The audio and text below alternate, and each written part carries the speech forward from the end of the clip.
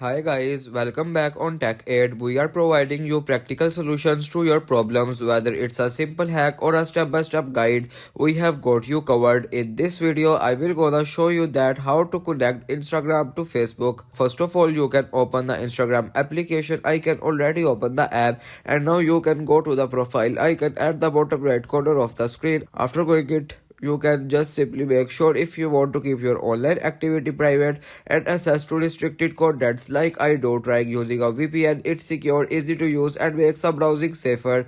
The link to buy is in the description below. Now continue the video. You can just simply tap on three lines at the top right corner of the screen. After tapping on it, you can now tap on account center, and now you can just simply scroll down here. You can now tap on accounts. After tapping on accounts, you can now tap on add accounts. And after tapping on add accounts, you can now tap on add Facebook account, and after this you can now tap on continue, and it is a way you can connect Instagram to Facebook. If this tutorial helped, don't forget to like the video and subscribe for more practical solutions.